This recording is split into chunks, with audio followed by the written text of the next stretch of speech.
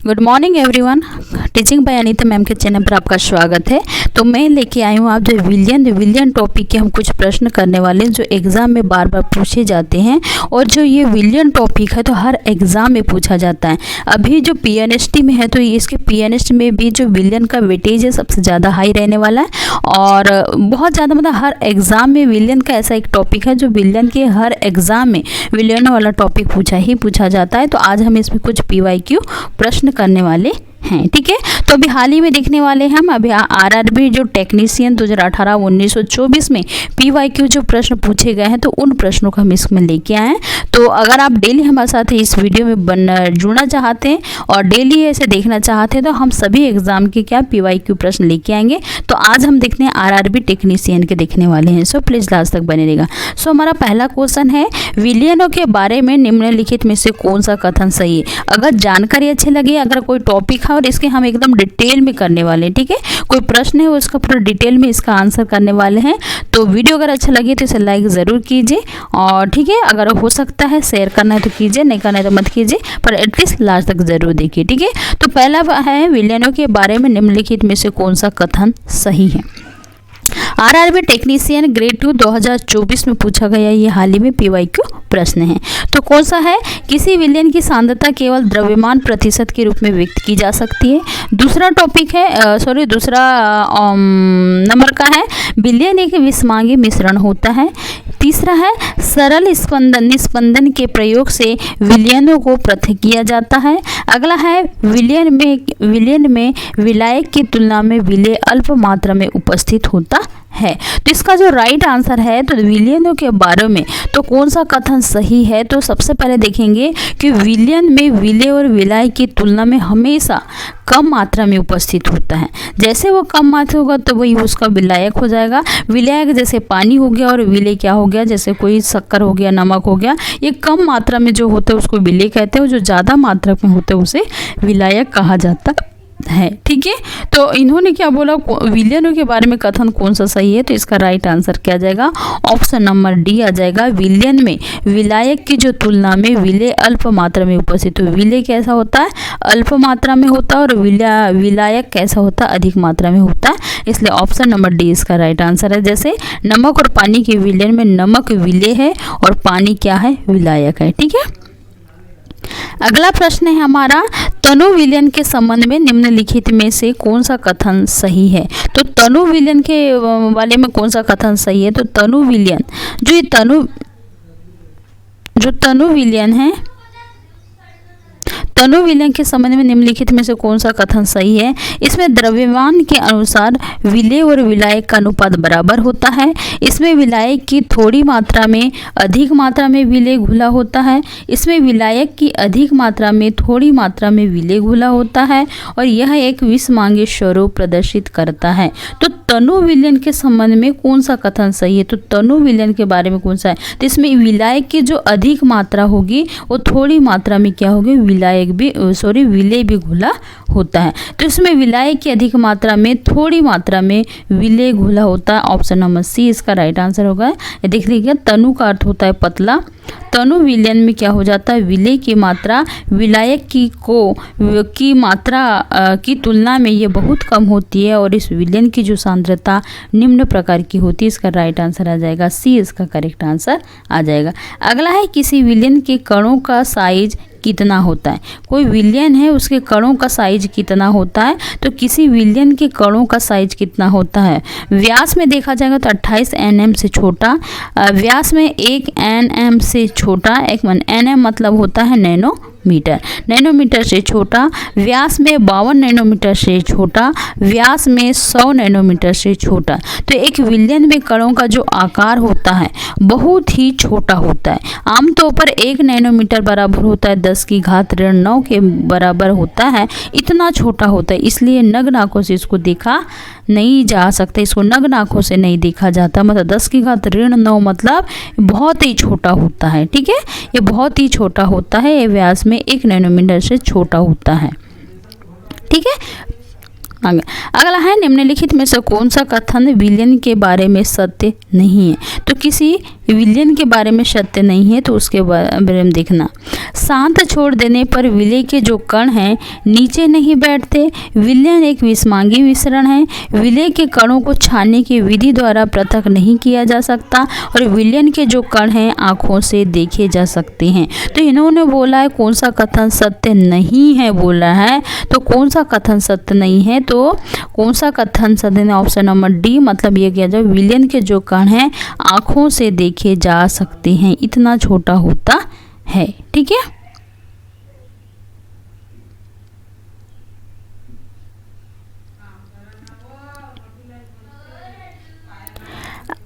अगला है निम्नलिखित में से कौन सा व्यंजक किसी विलयन के द्रव्यमान के प्रतिशत का सही सूत्र देता है। तो कोई है किसी व्यंजक है किसी विलयन का जो द्रव्यमान है विलयन के द्रव्यमान के प्रतिशत से मतलब कौन सा सूत्र देता है, प्रतिशत का कौन सा सूत्र देता है। विलय का आयतन बटे विलयन का द्रव्यमान गुणा 100। विलायक का द्रव्यमान बटे विलयन का द्रव्यमान गुणा 100। विलय का द्रव्यमान बटे विलयन का आयतन, विलय का द्रव्यमान बटे विलयन का आयतन गुणा 100। या ऑप्शन नंबर डी है विलय का द्रव्यमान बटे विलयन का द्रव्यमान गुणा 100। तो इसका जो राइट आंसर आ जाएगा, इसका राइट आंसर क्या आ जाएगा, इसका राइट आंसर आ जाएगा ऑप्शन नंबर डी। इसका राइट आंसर विलय का द्रव्यमान किसी विलयन का द्रव्यमान बराबर प्रतिशत बराबर होता है विलय का द्रव्यमान बटे विलयन का द्रव्यमान गुणा 100 होता है। क्या हो जाएगा, विलय का द्रव्यमान बटे विलयन का द्रव्यमान गुणा 100 हो जाएगा। अगला है किसी विलयन के आयतन प्रतिशत द्वारा आयतन की गणना के लिए निम्नलिखित में से किस सूत्र का उपयोग किया जाता है। तो कौन से सूत्र का उपयोग किया जाता है, तो कौन से सूत्र का उपयोग किया जाता है, तो इसको देखते हैं। तो निम्नलिखित में से किस सूत्र का उपयोग किया जाता है। ऑप्शन नंबर ए है, ऑप्शन नंबर ए है विलय पदार्थ का आयतन बटे विलयन का आयतन गुणा 100। विलयन का आयतन बटे विलय पदार्थ का द्रव्यमान गुणा 100। विलय पदार्थ का द्रव्यमान बटे विलयन का आयतन गुणा 100। या चौथा नंबर डी है विलय पदार्थ का द्रव्यमान बटे विलयन का द्रव्यमान गुणा 100। तो जो पदार्थ है किसी विलयन प्रतिशत आयतन की गणना के लिए कौन सा सूत्र का उपयोग किया जाता है, तो इसमें किसका किया जाता है, विलय पदार्थ का आयतन बटे विलयन का आयतन। क्या हो जाएगा, विलय का आयतन बटे विलयन का आयतन, विलय का आयतन बटे विलयन का आयतन गुणा क्या आ जाएगा 100 हो जाएगा। ऑप्शन नंबर ए इसका राइट आंसर हो जाएगा। ठीक है। अगला है एक विलयन के 320 ग्राम विलायक जल में 40 ग्राम साधारण नमक विलय है। क्या हो जाएगा, एक विलयन है, कोई विलयन है जिसमें विलय विलायक की मात्रा मिली होती है उसको विलयन कहते हैं। किसी एक विलयन के 320 ग्राम विलायक जल में 40 ग्राम साधारण नमक विलय है। द्रव्यमान प्रतिशत द्वारा द्रव्यमान के संदर्भ में, द्रव्यमान प्रतिशत द्वारा द्रव्यमान के संदर्भ में विलयन की सांद्रता का क्या होगी। तो विलयन की जो सांद्रता है तो क्या होगी, तो विलयन की जो सांद्रता होगी, ये आरआरबी एएलपी एग्जाम में पूछा गया और 2024 में एग्जाम पूछा हुआ है। ठीक है। तो देखते हैं इसका जो मान हो गया 11.11 होगा, मतलब 11.1 होगा। ठीक है, 11.11% होगा, मतलब ऑप्शन नंबर इसका ए आ जाएगा। ठीक है। किसी विलय का द्रव्यमान 40 ग्राम है। क्या हो जाएगा, विलय का द्रव्यमान 40 ग्राम है। विलयन का द्रव्यमान 40 प्लस 320 बराबर कितना हो जाएगा, 360। कितना हो जाएगा, 360 ग्राम। किसी विलयन का द्रव्यमान, विलय का द्रव्यमान बटे विलयन का द्रव्यमान क्या हो जाएगा, विलय का द्रव्यमान बटे विलयन का द्रव्यमान गुणा जाएगा 100। तो मतलब विलय का द्रव्यमान कितना है, 40 बटे 360, 1 0 से 1 0 कट गए, 4 ना गुणा 100 हो जाएगा। तो इसको कैसे करेंगे, 40 बटे 360 गुणा 100, एक 0 से 1 0 कट गया, 4 से कटेगा, 4 नाम 36, 9 से 1/9 की फ्रैक्शन वैल्यू कितनी होती है? तो 11.11% होती है। कितनी होती है? 1.9 की फ्रैक्शन वैल्यू कितनी होती है? 1/9/100 कितना होता है? 11.11, मतलब हमारा राइट आंसर क्या जाएगा? तो 11.11% होगी। अगला है हमारा 1 विलियन में 250 ग्राम पानी में 25 ग्राम कॉपर क्लोराइड लवण है। विलियन के द्रव्यमान प्रतिशत के संदर्भ में विलियन की सांद्रता का परिकलन कीजिए। क्या है क्वेश्चन? 1 विलियन है जिसमें 250 ग्राम पानी है, 25 ग्राम कॉपर क्लोराइड लवण है, 25 ग्राम कॉपर क्लोराइड लवण है। विलियन के द्रव्यमान प्रतिशत के संदर्भ में विलियन की सांद्रता का परिकलन किया। तो विलियन की सांद्रता क्या आएगी? तो ये विलियन की जो सांद्रता है इसको हम देखते हैं, ये आ जाएगी 18.01%, 27.01%, 9.09% या 36.01% हो जाएगा। तो इसका राइट आंसर आ जाएगा ऑप्शन नंबर सी इसका करेक्ट आएगा। 9.09% हो जाएगी। क्या होगी? 9.09% हो जाएगी। कैसे हो जाएगी इसको देख लेना, ठीक है। विलेय कॉपर क्लोराइड का द्रव्यमान 25 ग्राम है। विलियन का द्रव्यमान विलेय के द्रव्यमान प्लस विलायक के द्रव्यमान के बराबर होता है। तो विलियन का द्रव्यमान विलेय का द्रव्यमान कितना हो गया? 25 हो गया। और विलायक का द्रव्यमान कितना होगा? 250 हो गया। 250 और 25 कितना हो जाएगा? 275। अगर इसको मल्टीप्लाई 25/275 से करेंगे तो कितना, और 100 से गुणा कर देंगे तो 9.09% निकल के आ जाएगा, ठीक है। अगला है हमारा 1 विलियन में 120 ml पानी में 40 ml अम्ल है। विलियन के आयतन प्रतिशत के आधार पर सांद्रता का परिकलन कीजिए। ये बहुत इंपॉर्टेंट प्रश्न है, PYQ प्रश्न है। इनको एक बार जरूर देख लीजिए। जितने भी ALP एग्जाम वाले जो हैं तो उसको देख के ही चले जाने। 1 विलियन में 120 ml पानी में 40 ml अम्ल है। विलियन के आयतन प्रतिशत के आधार पर सांद्रता का परिकलन कीजिए। 25%, 45%, 30% या 12%। तो विलेय का जो आयतन है 40 ml है। विलियन का जो आयतन है विलेय के आयतन प्लस विलायक के आयतन के बराबर होता है। तो 40 + 120 करेंगे तो कितना जाएगा? 160 ml हो जाएगा। तो आयतन का प्रतिशत कितना होता है? विलेय पदार्थ का आयतन बटे विलायक का आयतन गुणा क्या हो जाएगा? 100। क्या हो जाएगा? विलेय पदार्थ का आयतन बटे विलायक का आयतन गुणा 100 हो जाएगा। तो इसका राइट आंसर क्या जाएगा? जब हमने गुणा भाग करे तो ये 25% निकल के आया। कितना आया? ये 25% निकल के आया। अगला है 1 विलियन में 280 ग्राम विलायक जल में 20 ग्राम साधारण नमक विलेय है। द्रव्यमान प्रतिशत के आधार पर संदर्भ में। तो इसका राइट आंसर क्या जाएगा? आप इसको देख लीजिएगा। तो इसका राइट आंसर क्या जाएगा? गुणा करके ऑप्शन नंबर राइट नंबर 1 आ जाएगा, ठीक है।